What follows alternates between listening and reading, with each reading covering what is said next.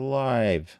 Recorded Cloud live. Boys, Cloud Brothers. Cloud Boys, What you gonna do? What you gonna do in the cloud for you? There you go. Copyright October 20th, 2021. Okay, so we're gonna... doesn't know that at all. Okay, nope. Go ahead. Okay, so we're gonna continue. Did we miss a question? That's weird. Must have. Huh? We must have. We skipped it or missed it. Or the, yeah, look at that. Solutions Architect, let's start with this one, needs to set up a relational database and come up with a disaster recovery plan to mitigate multi-region failure. The solution requires a recovery point objective of 1 second and a recovery time objective of less than 1 minute. Which of the following can fulfill this requirement? Because we got this one wrong before. Relational database. For some reason, Aurora Global Database. Or was it Global Excel? Yeah, I don't remember. So it's disaster recovery for multi-region, and it has to be a relational database. So, yeah, so that takes that one out. Yeah. Well, that's one out immediately. And RDS. I didn't mean to click that, but RDS is a relational database, obviously. Yeah, Postgres is just a flavor of database, like MySQL. There's two of them, MySQL and Postgres. Does it say, what does it say? Recovery point objective 1 second. So that means it needs to come back immediately. So read replicas it doesn't really have anything to do with coming back or going out, the one you have clicked now. I don't think it's that one. I would put a low percentage on that one. And I think Global Accelerator. This is where I think I mixed up the Global Accelerator and Amazon Aurora. And the global database. Yeah. I think it's like flip a coin. I would probably go with Global Database today. But for some reason, I think that's wrong. Well, let's do it. Yep. Oh! I was right. Amazon Aurora Global Database is designed for globally distributed applications, allowing a single Amazon Aurora database to span multiple AWS regions. It replicates your data with no impact on database performance, enables fast local reads with low latency in each region, and provides disaster recovery from region-wide outages. Aurora Global Database supports replication that has a latency of less than 1 second. If there's an unplanned outage, one of the secondary regions you assign can be promoted to read and write capabilities in less than 1 minute. This feature is called cross-region disaster recovery. An RPO of 1 second and an RTO of less than 1 minute provides you a strong foundation for a global business continuity plan. Yeah. One of the questions you ask when the client comes for this is, how much is your budget? Oh, yeah, exactly. This ain't cheap. But if it's mission critical, you're out of business if your system's down. Because you're willing to spend the money. Yeah, because you're looking at my live stream from the Discord. You can probably hear this. Yeah. Amazon Aurora is both a database engine and a fully managed service owned by AWS. Aurora is a relational database that is compatible with both MySQL and Postgres DB engines.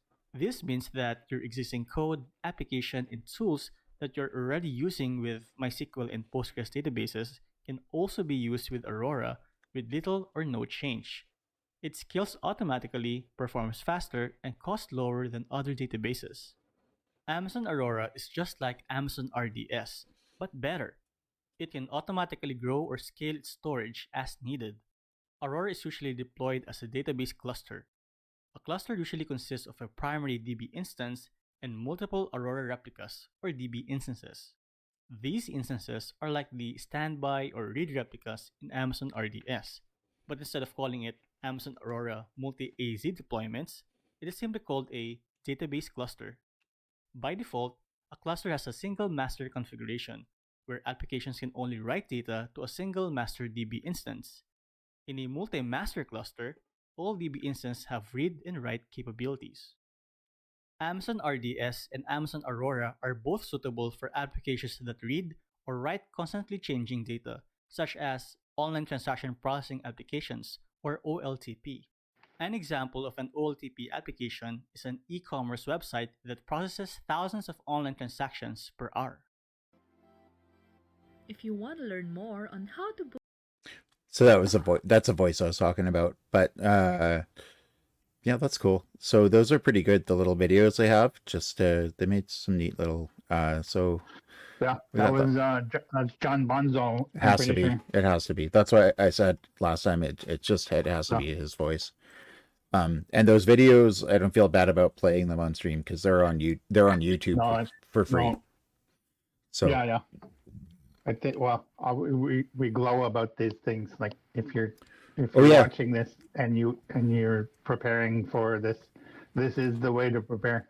absolutely. And yeah.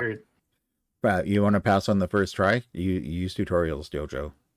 Yeah, there you go. Yeah. A popular social network is hosted in AWS and is using a DynamoDB table as its database. There is a requirement to implement a follow feature where users can subscribe to certain updates made by a particular user and be notified via email. Which of the following is the most suitable solution that you should implement to meet the requirement? Oh, you had this one. You got it right. I had no idea last time. I did? I don't remember this. Yeah. You had good logic too. You had your whiskey that morning.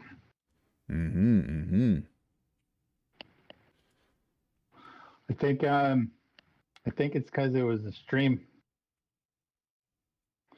You had like in the IAM role. What do we have here?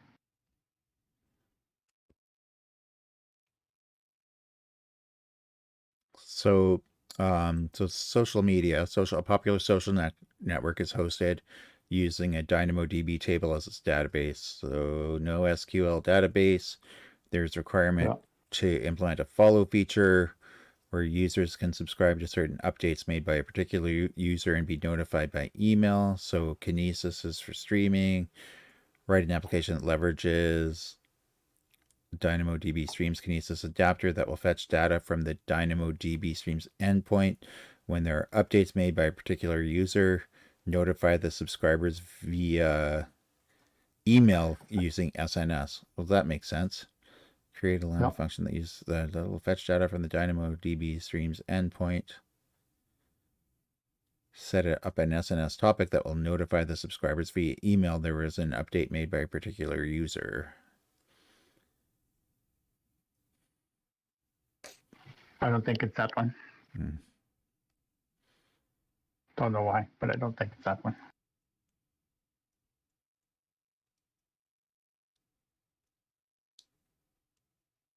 Okay, well, I'm gonna try it. Nope, I was incorrect. Yeah, there's the third one, and yeah, you had. I was completely checked out last week. You had this question last week, I think, or 2 weeks ago. No, it had to be a couple of weeks ago because it wouldn't have been one of these. It would, or in a different, like in a when different we were doing, format. Yeah, when you were doing a different type of format, exactly. Yeah. Anyways, because it's the Dynamo. Well, it's the it has something to do with the DynamoDB stream thing. It's an ordered flow of a DynamoDB stream is an ordered flow of information about changes in the Amazon DynamoDB table. When you enable a stream on a table, DynamoDB captures information about every modification to data items in the table. Whenever an application creates or deletes items in the table, Dynamo streams. Wait. Oh, I didn't even see this. Look. Yeah. That's what you pointed out last time. Yeah, I must. You saw it. If I had read it, I would have got it again. That's the trick. That's the trick. You've got enough experience under your belt to know that's how they get you. Read all the questions. Watch out for the distractors. Read the whole question and yeah. watch out for distractors. 100%. All right. Well, I don't need to read anymore. All right. So, a company collects atmospheric data such as temperature, air pressure, and humidity from different countries. Each site location is equipped with various weather instruments and a high-speed internet connection. The average collected data in each location is around 500 gigabytes and will be analyzed by a weather forecasting application hosted in Northern Virginia. As a solutions architect, you need to aggregate all the data in the fastest way.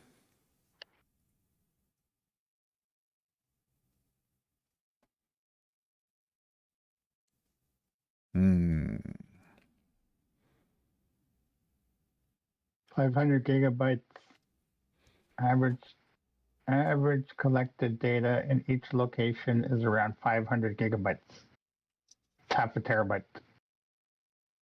It will be analyzed by weather forecasting application in North Virginia.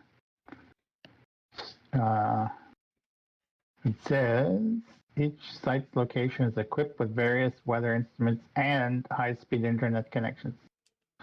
So is that a distractor telling you to not use the snowball edge because that's a device? Well, yeah, but you need to do it quickly, and a snowball edge isn't. The snowballs are for large. They're large transfer. Yeah. They're large transfers, and you have to do it fast. You have to aggregate the data in the fastest way. Yeah, because the snowballs you mail them back and forth, right? Yeah, you ship snowballs. And site-to-site VPN would be very slow. Upload the data closest to the S3 bucket, set up a cross-region replication, copy the objects to the destination. That doesn't make any sense. Yeah, so hence why I picked the last one. Yeah, I think you're right. Concurred. Woo! Yeah. Or that's a good chart actually. Speed. All this stuff is getting better and better. Speed comparison. US East 539% faster. With the transfer acceleration on. Yeah, with this on. Compared without this, it would be this. Yeah. Gotcha. Yeah. Wow, look at this one. Sydney 1226. Okay. If that's true, that's a good little tidbit of information. Absolutely. If you want to process your stuff the fastest, you want to do it in Sydney. Yeah, a forex trading platform, which frequently processes and stores global financial data every minute, is hosted in your on-premises data center and uses an Oracle database. Due to a recent cooling problem in their data center, the company urgently needs to migrate their infrastructure to AWS to improve the performance of their applications. As a solutions architect, you are responsible in ensuring that the database is properly migrated and should remain available in cases of database server failure in the future. Which of the following is the most suitable to meet the requirement?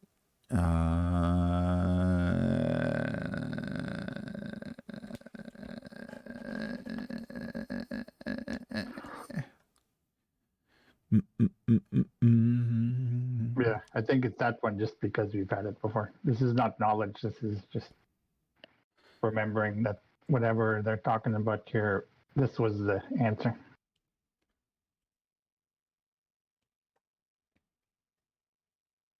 It was Oracle something. Yeah, they need to migrate their infrastructure to AWS to improve the performance of their applications. So they are migrating, right? So they want to migrate. I'm not sure, but you want to say this one, but I think it is a false flag because of this. Yeah. Because you're migrating data, a forex trading platform, blah, blah, blah. Every minute is hosted on your on-premises data center and uses an Oracle database. Due to a recent cooling problem, you need to migrate the infrastructure to improve the performance of their applications. So it's conversion tool, database migration, migrate the Oracle database to a non-cluster. And I think this is what makes it wrong, if I remember right. Yeah, that's the big one that makes it wrong. Yeah. Like, you're not going to improve your performance with that. I think George St. Pierre would not be impressed with your performance. I would not be impressed with the performance, to be honest with you.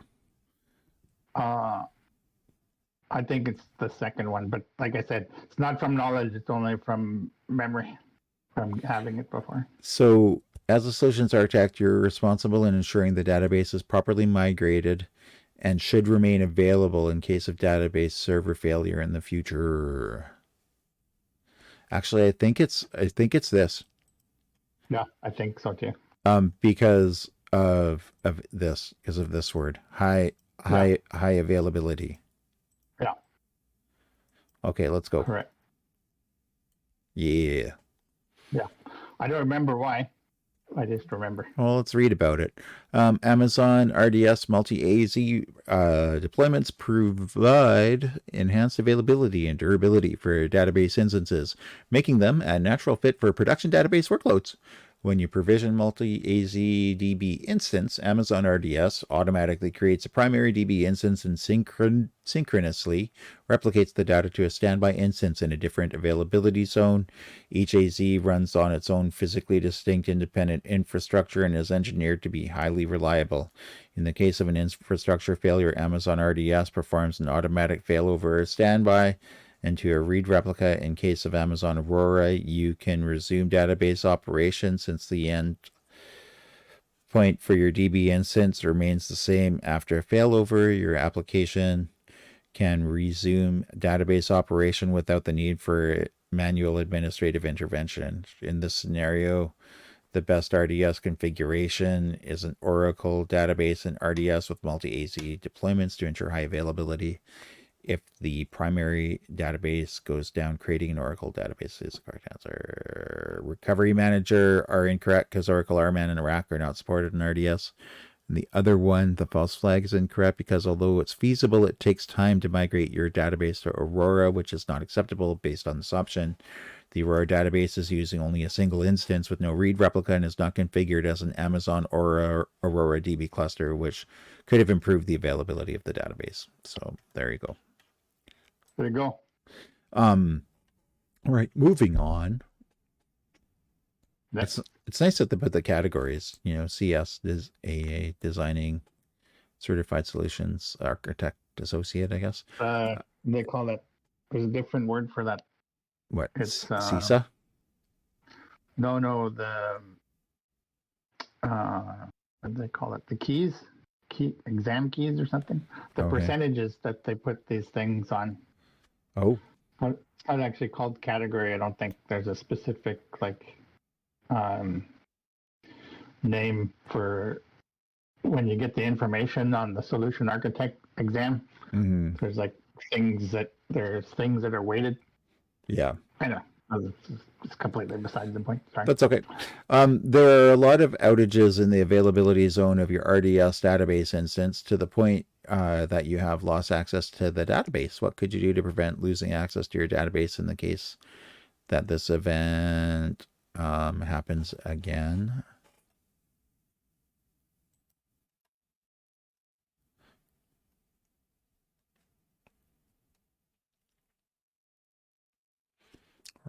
Mm-hmm. Make a snapshot only gives you, that doesn't do anything. That doesn't make sense. Read replica is the wrong thing. Doesn't make sense. And make a snapshot is only one time. So, yeah, you're right. That's right. That's correct, sir. Okay. Yeah, we know that one. JSON. Is it? JSON. Yeah, it's JSON. Yeah. A newly hired solutions architect is assigned to manage a set of CloudFormation templates and are used in the company's cloud architecture in AWS. The architect accessed the templates and tried to analyze the configured IAM policy for an S3 bucket. What does the above IAM policy allow? Whoa, select 3. Effect statement, allow S3 get, S3 list resource effect, allow put object resource. Okay. You pick 3. Yeah. So each one of those blocks is a configuration, right? In between the brackets. So there's one. Okay. Do you want me to just shut up? Because I know what this is. Yeah. Just let me get a crack at it first. Okay. So version statement.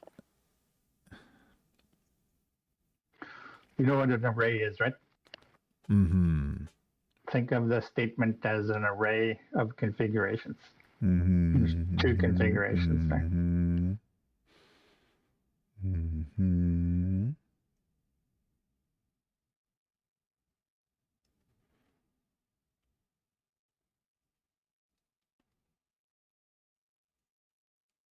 Okay, well, I'll do it one at a time because I'm trying to think of them all at the same time. That's impossible. Yeah. An IAM user with this IAM policy is allowed to read objects from all S3 buckets owned by the account.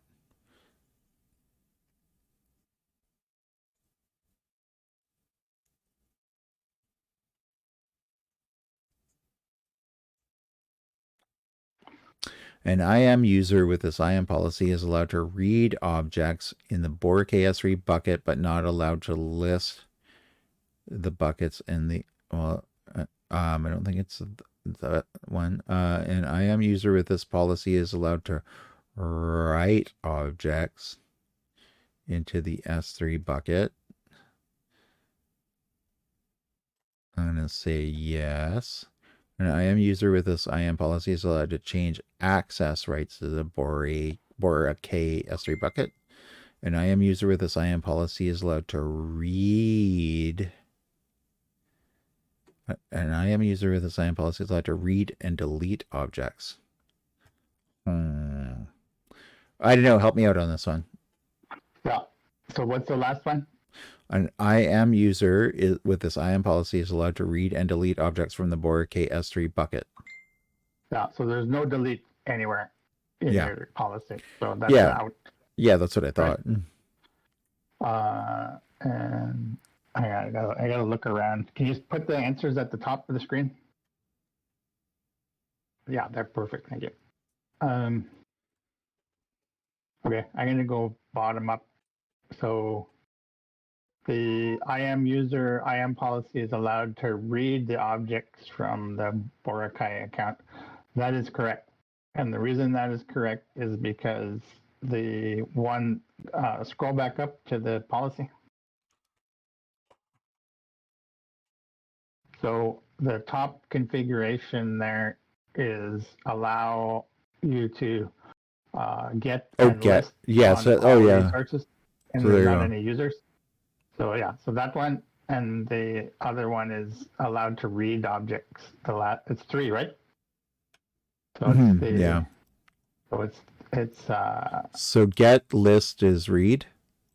That's wrong. Because that one says not allowed to list. Oh, yeah. Okay, yeah, gotcha. Oops. It's not that one. It's the 5th one down, I believe. It's the one where you can read it. But see, it doesn't actually, in the one with the Boracay one at the bottom there. Just stay on that thing for a second. The one, no, the JSON, stay on the JSON. So you notice that there's no S3 get or S3 list in the bottom configuration chunk there with the Boracay account. Yeah. But it's inherited because the top one allows S3 get and S3 list for everything. Oh, right? Okay. All right. Okay, well, I'm picking up what you're putting down. So that's fun. Nice. Yeah. I know that one. IAM policies are important to understand. Yeah, definitely. And there's actually a policy access wizard thing somewhere we'll go over one day, but not right now. Nice. Okay, a company-hosted web application in an auto-scaling group of EC2 instances. The IT manager is concerned about the over-provisioning of the resources that can cause higher operating costs. A solutions architect has been instructed to create a cost-effective solution without affecting the performance of the application. What dynamic scaling policy should be used to satisfy this requirement?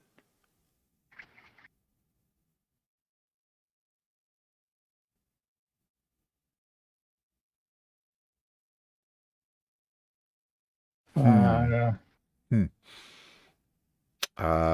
it's not. It doesn't say anything about times, so I can tell you what it's not. Right? Well, it's not scheduled. Yeah, It's because not. it doesn't say anything about times. It's not. Could be. Oh, I don't know. I don't think it's simple scaling. No, I don't think so either. A cost-effective solution. So I'm gonna say this sounds like it could be expensive because it sounds like. I don't even know what that is. Yeah. So I would guess target tracking. So you're looking at a metric of use and yeah, basically. like try and hit a target. Yeah, Are you with me? Did the Mugfords concur? Yeah, Mugfords concur. Nice. Okay. All right. Yeah. Oh.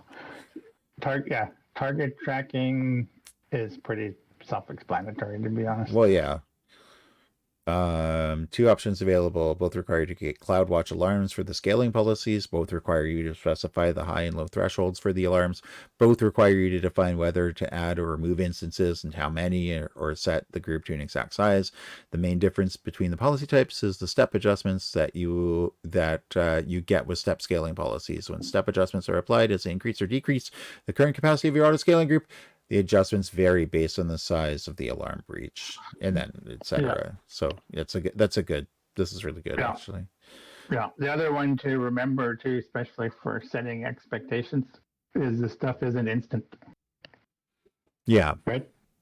Like there's a little bit of a lag time. Like if you all of a sudden get a shit ton of traffic and your scaling thing starts, there's like bring the thing up time and bring the thing down time when it's going either way, right? Yeah. So it's not like just gotta put that in your head, because I thought it was just, but it's not. Okay. Yeah, makes sense. A web application is using Cloudfront to distribute their images, videos, and other static content stored in their S3 buckets to its users around the world. The company has recently introduced a new member-only access to some of its high-quality media files.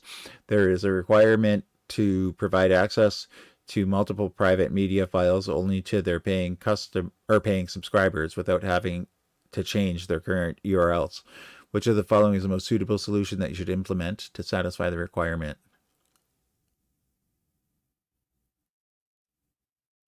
Huh.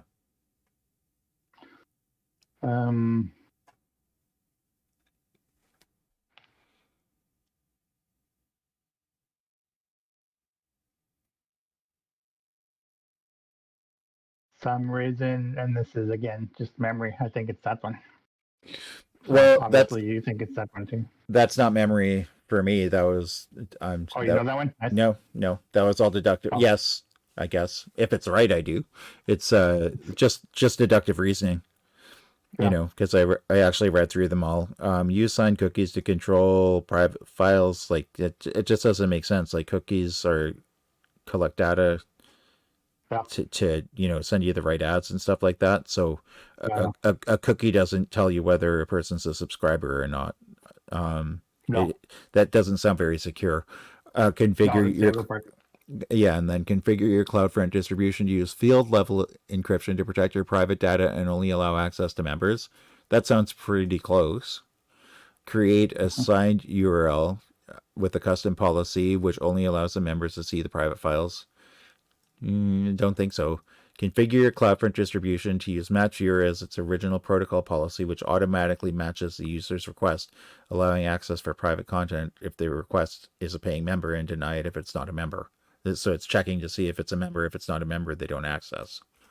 Yeah, That seems like the most logical to me. That's why. I'm wrong. It is cookies. Oh, Holy you shit. bastard. I didn't know it. Cloudfront signed URLs and signed cookies provide the same basic functionality. They allow to control access to your content. If you want to serve private content through Cloudfront and you're trying to decide whether to use signed URLs or signed cookies, consider the following. Bill Nye the Science Guy. Use signed URLs for the following cases. You want to use an RTMP distribution. Signed cookies aren't supported for RTMP distributions. You know what that is? That's streaming. Yeah, streaming. Yes, you do know what that is. Yeah. You want to restrict access to individual files, for example, an installation download for your application. Your users are using a client, for example, a custom HTTP client that doesn't support cookies. Use signed cookies for the following cases. You want to provide access to multiple restricted files, for example, all of the files in a video in HLS format, or all of the files to the subscribers in the area of a website, and you don't want to change your URLs. I was gonna give you a break and read the last line for you. Yeah, the 4 words, 5 words. Yeah. Yeah. There you so go. That's kind of the thing you would do if you wanted to have somebody had photos that they needed to provide to clients, but only to those clients. You could do that. Okay. And so the reason why my logical assumption was incorrect was because a match viewer is an original protocol policy which configures Cloudfront to communicate with your origin using HTTP and HTTPS, depending on the protocol of the viewer request. Cloudfront caches the object only once, even if viewers make requests using both HTTP and HTTPS protocols. So, I got it wrong. Okay, that's fine. Fine. An IT consultant is working for a large financial company. The role of the consultant is to help the development team build a highly available web application using stateless web servers. Stateless. In this scenario, which AWS services are suitable for storing session state data?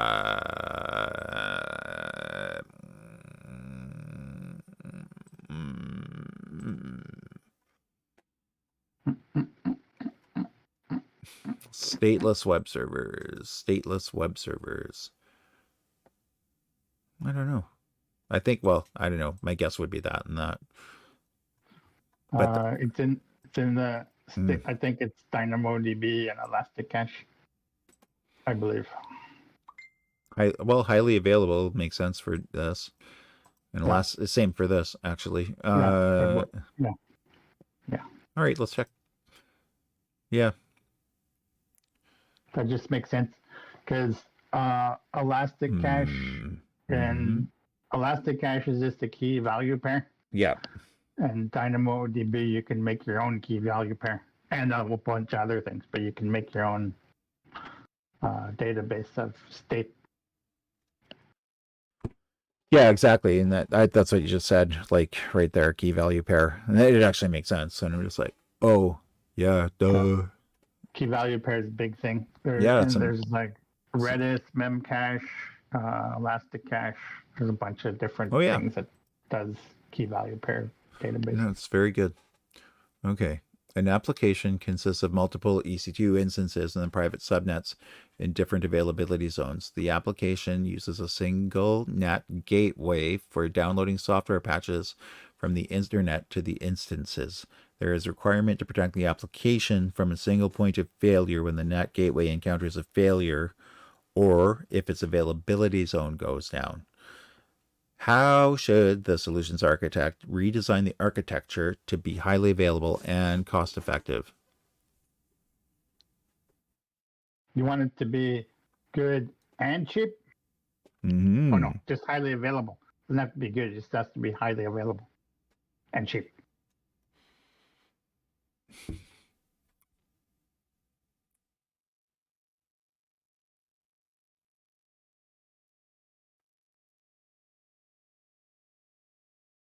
Huh.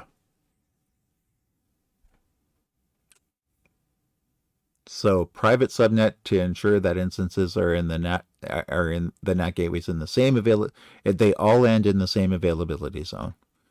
Private, public, private. Private. Yeah. Okay, so an application consists of multiple instances in private subnets.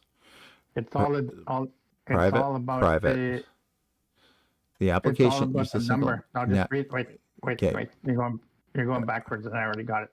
Oh, I know, but I'm working through it. The application uses a single NAT gateway for downloading software patches and instances as a requirement to protect the application from a single point of failure. Okay, go on. Say what you're going to say.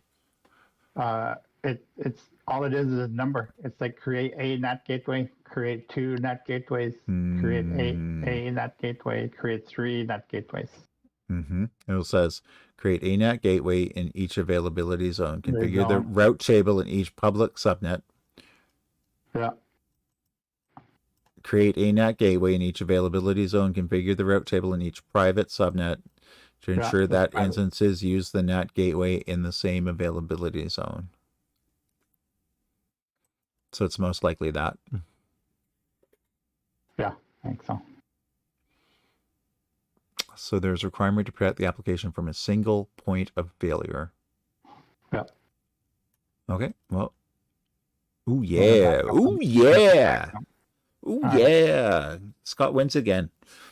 A NAT gateway is a highly available managed network address translation service for... Oh, yeah, I have a soundboard. You can't hear it, but let's see. You're doing woohoo! No, I was kind of honk. There you go. You'll be able to hear it later when you watch it back at 37 minutes. And that gateway is highly available, managed network, blah, blah, blah, blah, redundancy, NAT gateway on a public subnet to enable instances and a private subnet to connect the internet or AWS service, but prevent the internet from initiating a connection to those instances. If you have resources and multiple availability zones and they share one NAT gateway, and if that NAT gateway's availability zone is down, resources in the other availability zones lose internet access. To create an availability zone independent architecture, create a NAT gateway in each availability zone, configure your routing to ensure that resource uses a NAT gateway of the same availability zone. So the correct answer is what Scott selected. Okay, here we go. A company conducted a surprise IT audit on all of the AWS resources being used in the production environment. During the audit activities, it was noted that you were using a combination of standard and convertible reserved EC2 instances in your applications. They argued that you should have used spot EC2 instances as it is cheaper than the reserved instance. Which of the following are the characteristics and benefits of using these two types of reserved EC2 instances that you can use for justification? It can enable you to reserve capacity for your Amazon EC2 instances, multiple availability zones, and multiple AWS regions for can be exchanged. They don't get interrupted like spot instances. To meet the demand, it runs in a VPC on hardware that's dedicated to a single customer. Convertible reserved instances allow you to exchange for another convertible reserved instance with a different instance type and tenancy. I don't know about the first one. The first one seems a little bit crazy. Enable your reserve capacity, EC2 multiple. Maybe. I don't know what the benefit of that is. Which one? The first one. Did you? And I don't know if the standard. I don't know if the second one is true or not. But if I was taking the test, I would go with 2 and 3. That's what I would go With this one. Yeah. It runs in a VPC on hardware that's dedicated to a single customer. Well, that's not No. true. That's Convertible reserved instance allow you to exchange for another convertible reserved instance with a different No. instant type and tenancy. I don't think so. No, they don't. They won't let you change instant types. I don't think this is true. I don't think that's true either. That's a why. Boolean value false. No. Oh fuck. Ah, fuck. Oh yeah, I didn't know about this. Oh, we did. Oh, they might. No. Okay.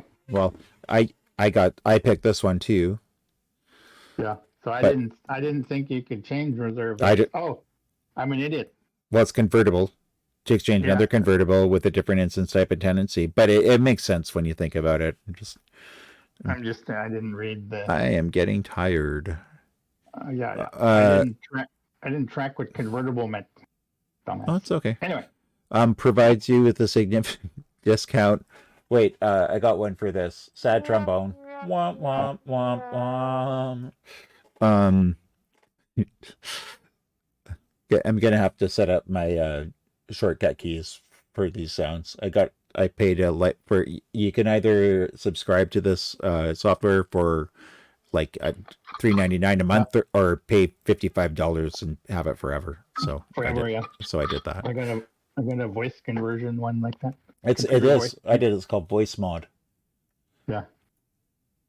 Bunk. What was that? No, nothing. I just made an error sound. It's a gunk. That old one. Gunk. A sound nobody likes to hear. Anyway, I'm getting out of here. I don't want to deal with this anymore. I just meant the question. A startup is using Amazon RDS to store data from a web application. Most of the time, the application has a lower user activity, but it receives bursts of traffic within seconds. Whenever there is a new product announcement, the solutions architect needs to create a solution that will allow users to go around the globe to access the data using an API. What should solution architects do to meet the requirement?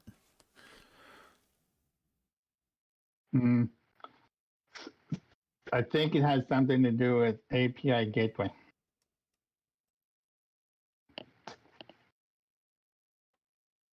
API gateways in every question. Being a smart ass.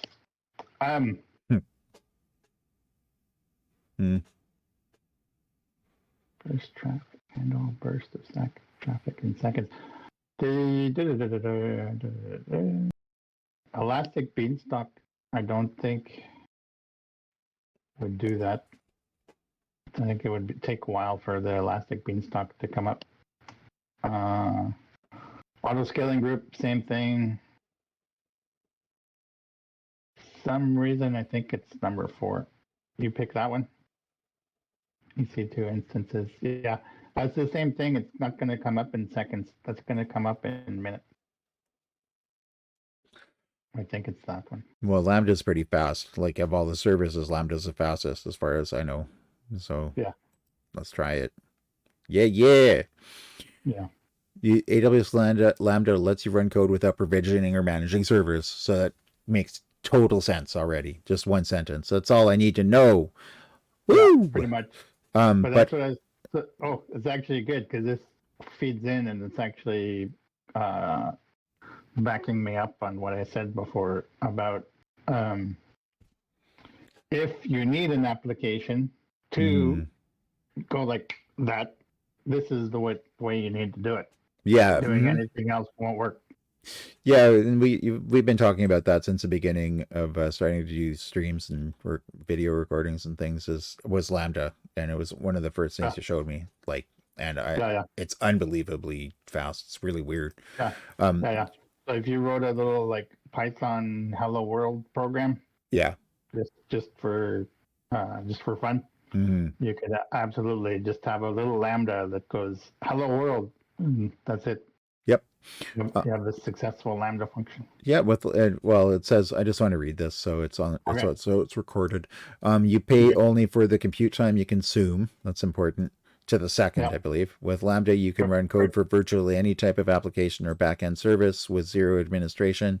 Just upload the code, and Lambda takes care of everything required to run and scale your code with high availability. You can set up your code to automatically trigger from other AWS services or call it directly from any web or mobile app. So I'm not going to read the whole thing, just that, but Yeah. it's cool. Like it's really neat. I'm a fan. Yeah.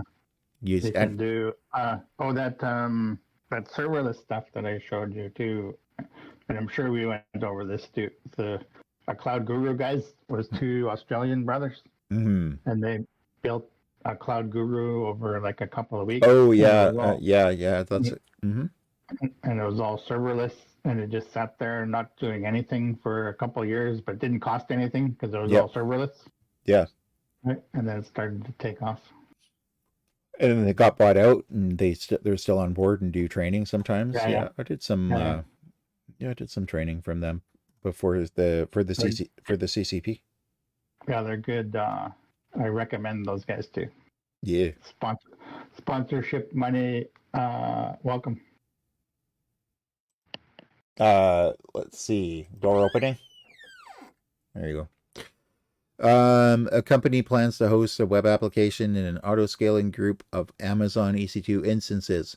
The applications will be used globally by users to upload and store several types of files based on user trends. Files that are older than 2 years must be stored in a different storage class. The solutions architect of the company needs to create a cost-effective and scalable solution to store the old files, yet still provide durability and high availability. Which of the following approach can be used? Select 2.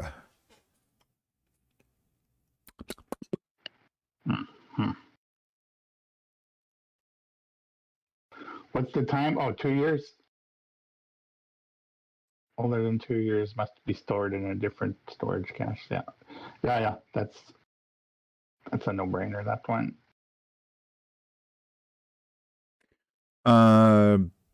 So I know I have that one, but I need to get the second part here. A company, web app, application, globally, upload, types of files, user trends, files that are older than 2 years must be in a different storage class. The solutions architect company needs to create a cost-effective and scalable solution to store the old files, yet to provide durability and high availability.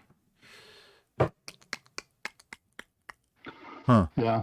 I'm not really sure what the second one is. I feel like this is correct. That's right. I think it's number 4 for some reason. Use a RAID 0 store. Four. 4. That's 5. Elastic block storage. Is that right? EBS is elastic block storage, I should say. To store the files, configure the lifecycle manager to schedule snapshots of the volumes after 2 years. Actually, I changed my mind on that. Although I'm not 100% on my changing of the mind. It's not EFS. EFS is the elastic file share thing. Elastic file service. It also could be the standard. It just says a different class, right? It doesn't say a specific class. It just says a different class. So it might be 1 and 3. Yeah, 1 and 3. Going with 1 and 3, Alex. What's your final answer? Yeah. Ding, ding, ding, ding, ding. Where does it say that it can be in 2 different types? I don't see that. Oh, different. After that are older. When it's older than 2 years, they must be stored in a different storage class. Yeah, and that's all it says.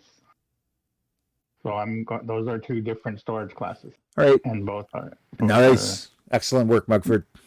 Yeah. I almost got false flagged. Amazon S3 stores data as objects within buckets. An object is a file with any optional metadata that describes a file. The store of a file in Amazon S3, you can upload it to a bucket. When you upload the file, it's a bucket. You can set permissions on the object and any metadata. The buckets are containers for objects. You can have 1 or more buckets. You can control each bucket, decide who can create, delete, and list objects in it. You can also choose the geographical location or region where Amazon S3 will store the bucket and its contents, and view and access logs for buckets objects. So intelligent. These are the different storage types from Here's that. warmest to coldest. To move a file to a different storage class, you can use Amazon S3 or You just EFS. did- Wait. What? You just did a pro move there. What's that? That's catching those. The warm storage, the cold storage. Oh yeah. I've heard that one. That's like a pro. You're throwing banter around. That's like banter. Oh yeah. I'm impressed. Oh yeah. I'm picking up things that people are putting down. Yeah. Yeah. Yeah. Nice. Thanks. To move a file to a different storage class, you can use Amazon S3 or Amazon EFS. Both services have lifecycle configurations. Take note that EFS can only transition a file to IA storage class after 90 days. Since you need to move the files that are older than 2 years to a more cost-effective and scalable solution, you should use the Amazon S3 lifecycle configuration. With lifecycle rules, you can transition files to 3 standard IA or S3 Glacier. Using S3 Glacier expedited retrieval, you can quickly access your files in 1 to 5 minutes. Hence, the correct answers are Amazon S3, move to Glacier, and use S3 lifecycle policy that will move the objects to Amazon S3 after 2 years. Yeah. Well, fair enough. Okay, so I think I probably got 2-3 more questions. Right. A company requires all the data stored in the cloud to be encrypted at rest. To easily integrate with the other AWS services, they must have full control over the encryption of the created keys and also the ability to immediately remove the key material from AWS KMS. The solution should be able to audit the key usage independently of AWS CloudTrail. Which of the following options will meet this requirement?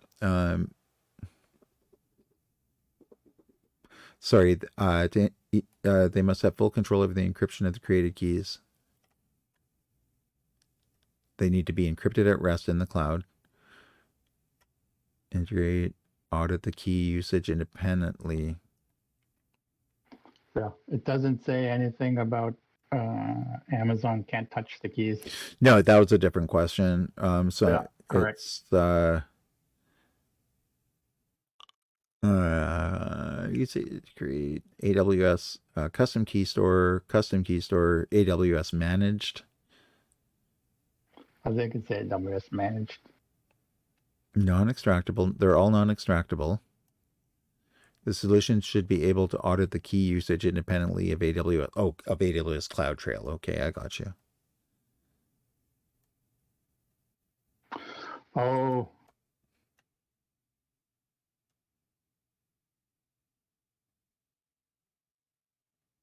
So that's a custom managed key is what that means, CMK. So use I think it's customer managed key, but close.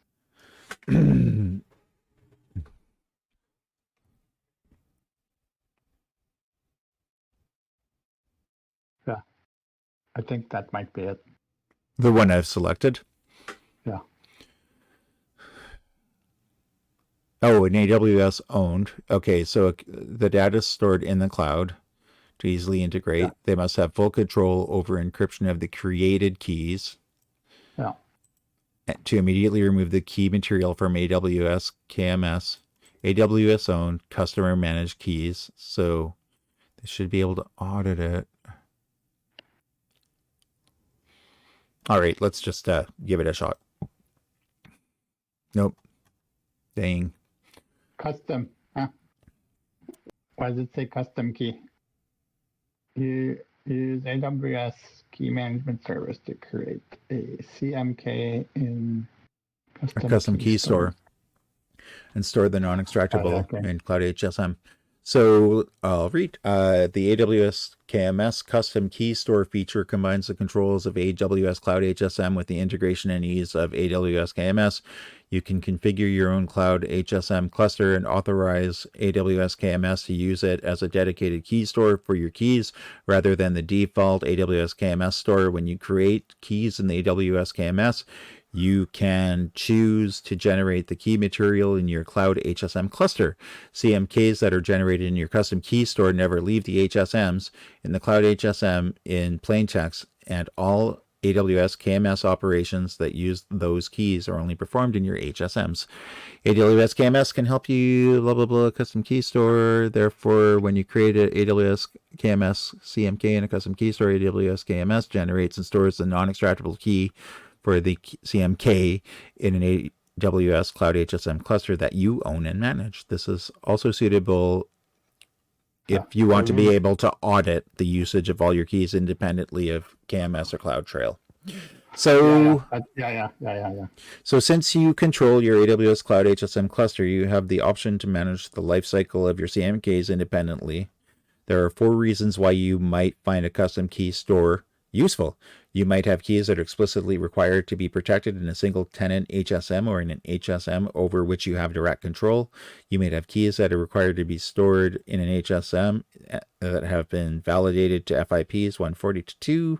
Level 3 overall, the HSMs use a standard AWS KMS key store are either validated in the process of being validated to level 2 with level 3 in multiple categories. You might need the ability to immediately remove key material from AWS KMS and prove you have done so by independent means. And you might have a requirement to be able to audit all use of your keys independently of KMS or CloudTrail. Hence, that's the correct answer. Oh. All right. Okay, so I think this one's going to be the final question. That was the last one, yeah. Starting to go loopy. That one's, yeah. A solutions architect is hosting a website in Amazon S3 bucket named Tutorials Dojo. The user... Your thing that the domain you have that you spend all your money on, your thousands and thousands of dollars. Yeah, This is the scenario that we should do as one of the labs now that you understand it a bit more. Yeah. dfacebook.ca. Coming soon, but not publicly. Solutions Architect is hosting a website in an Amazon S3 bucket named Tutorials Dojo. The users load the website using the following URL. I'm not going to read that. It's way too long. But HTTP, trust me. Yeah. And there is a new requirement to add a JavaScript on the web pages in order to make authenticated HTTP GET requests against the same bucket by using an Amazon S3 API standpoint. Or endpoints, standpoint, that was weird. Upon testing, you notice that the web browser blocks JavaScript from allowing those requests. Which of the following is the most suitable option that you should implement in this scenario? I have to recuse myself from this one because I know this one. I think you know it too then. I suppose I will check. Is that your final answer, sir? Yes, and I'm probably going to read the answer if it's correct. If it's not, then I'm just going to go jump off a bridge. Okay, just kidding. Yeah. I do not endorse jumping off bridges or saying that as a joke. Cross-origin resource sharing defines a way for client web applications that are loaded in one domain to interact with resources in a different domain. With core support, you can build rich client web applications with Amazon S3 and allow cross-origin access to your Amazon S3 resources. Suppose that you're hosting a website in an Amazon S3 bucket named your website, and your user loads the website endpoint. Now you want to use a JavaScript on the web pages that are stored in this bucket to be able to make authenticated GET and PUT requests against the same bucket by using Amazon S3 API endpoint for the bucket. A browser would normally block JavaScript from allowing those requests, but with CORS, you can configure your bucket to explicitly enable cross-origin requests from your website from this URL. In this scenario, you can solve the issue by enabling CORS in the S3 bucket, enabling cross-origin resource sharing. Configuration in the bucket is the correct answer. Yeah. Yahoo! Yeah, good way to end. All right. Yeah, that's a web hosting thing too for Apache and Nginx. Yeah. You have to make sure that this CORS thing is enabled on your server or your JavaScript won't work. That's why I know this one because I've known about cross-origin resource sharing for a long time. And it's a security hole in some places, so that's why people don't like it. That's why it's not turned on by default. Well, that's interesting. Okay. Well, I guess next week, same bat time, same bat channel. We will hopefully be approved for by the YouTube gods for streaming by then, and then we can just do this live, since we're good at not swearing, and getting demonetized. All right, Yeah. okay. Do a new jingle. I got a jingle. Cloud Brothers. All right, hilarious. All right. Well, thanks for streaming. Thanks for watching. Like and subscribe, you fools.